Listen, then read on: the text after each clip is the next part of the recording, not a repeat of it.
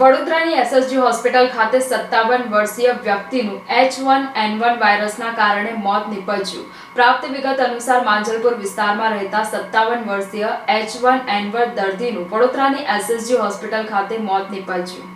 વડોદરાની ખાનગી હોસ્પિટલમાં સારવાર લઈ રહેલા 57 વર્ષીય વ્યક્તિને H1N1 વાયરસથી પીડાતા હતા। વ્યક્તિની મેડિકલ હિસ્ટ્રી પણ હતી, જેને દર્દીને H1N1 ઉપરાંત અનેક બીમારીઓ સારવાર આપવામાં આવી રહી હતી। ખાનગી હોસ્પિટલ દ્વારા તેઓને મધ્ય ગુજરાતની સૌથી મોટી એવી એસએસજી હોસ્પિટલ ખાતે સારવાર અર્થે રિફર કરવામાં આવ્યા હતા અને તેમને એસએસજી હોસ્પિટલના આઇસોલેશન વોર્ડમાં દાખલ કરવામાં આવ્યા હતા, જ્યાં તેમનું સારવાર દરમિયાન મોત નીપજ્યું હતું। 57 વર્ષીય દર્દીનું મોત નીપજતા પરિવારમાં ઘેરો શોક જોવા મળ્યો હતો। આ મામલે વધુ જાણકારી એસએસજી હોસ્પિટલના RMO ડોક્ટર દેવસિંહ હેલૈયાએ મીડિયાને આપી હતી।